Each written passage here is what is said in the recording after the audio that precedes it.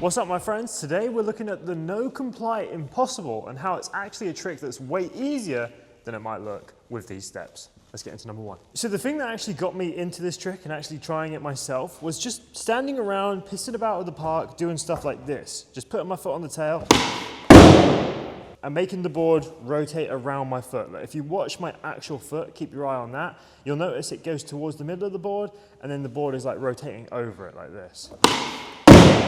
Like it wraps around my foot. That's the impossible wrap. So being able to do this is like the key to being able to get a quick and easy learn of the no comply impossible. So let me talk you through how I do this. So there are a couple of different ways to do this. If you want to start stationary, a lot of people find it easier to put their back foot in the dead center of the tail and use that as their point to push down. And obviously as you push down, board comes up like this. Once the board is here, the foot that pushed it down goes round in a circle, like, and it just wraps around. So you're pushing down and then the foot wraps the board round. So a good way to practice it is just pop it up like I showed you, grab it with this hand, like this, and then complete the rotation with your foot.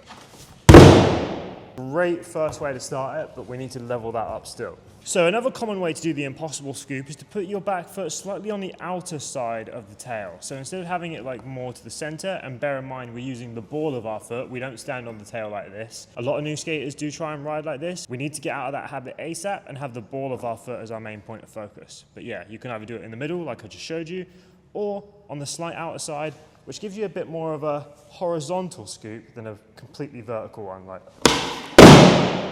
you can get slightly more control because you're like pulling it towards you at the same time almost.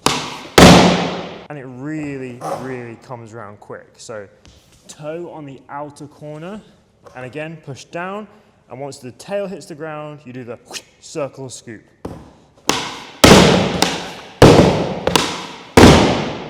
Just like that. Step number two for the no comply impossible looks like the easiest step, but for most people, this is the biggest stumbling block. So I don't want you to brush over this bit because it looks easy. I really need you to hone in and watch how this happens because trust me, it's deceptively complicated if you've never done it before. So, starting us off. Obviously, if you ride regular, you're gonna push with your left foot forward, and if you ride goofy, you're gonna push with your right foot forward. So, for me, I'm a regular skater, which means left foot forward. So if you're a goofy skater, if I say left foot, that means your right foot and vice versa. So if you're goofy, you do opposite legs to me. Right, so riding normal. I'm gonna push towards you and I'm gonna show my front foot sliding off the side of the board. A common mistake for the no comply impossible is to push, get your foot ready and like try and get it off the board, but you get stuck, as in getting the front foot off, because you're putting your front foot too far on the board, not only, but you're also putting weight on it. We don't really put any weight on this foot. It's almost just there to exist so that we can ride.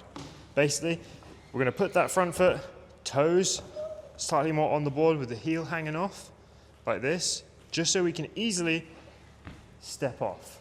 Having the foot like this means we can easily slip the foot off the board.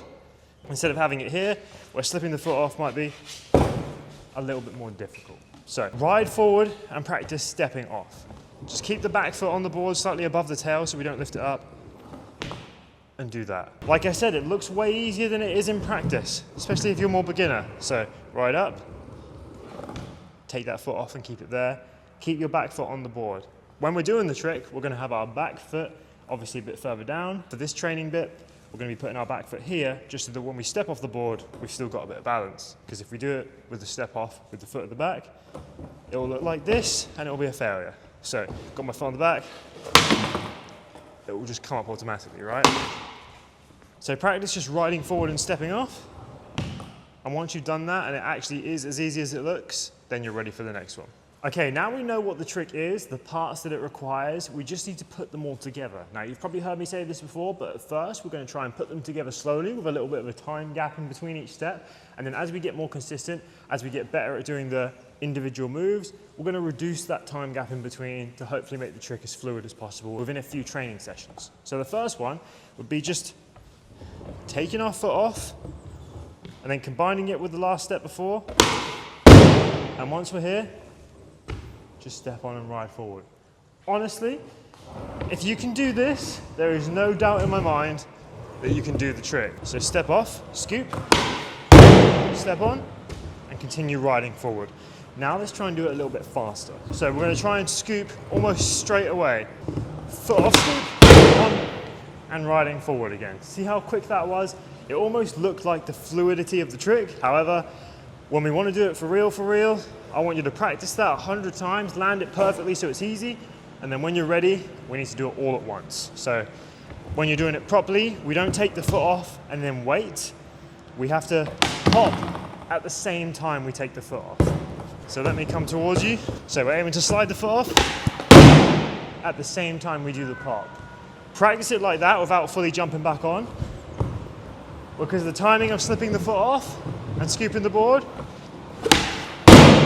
is extremely important. So practice that, just doing the pop and the jump at the same time. So after we've mastered the step off and pop at the same time, we're ready for the final step, which means that when we do the scoop, at the same time we need to jump back onto the board. So if you want to practice that as an individual step, you can. Just stand here, scoop the board, and jump to try and meet it when it lands, like that. You'll get a lot of those where you like land a bit front heavy and bounce off. It's very common. It still happens to me, as you can see. But you should hopefully get a better one than that. All right, for real this time?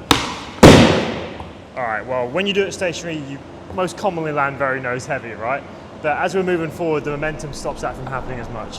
And it happens especially on this board because the front of the board is so wide, so it just is more naturally weighted towards that side, you know? But anyway, the finished product should hopefully be a lot better than that. God, one more. And then hopefully with a little bit of practice, you should end up with something like that.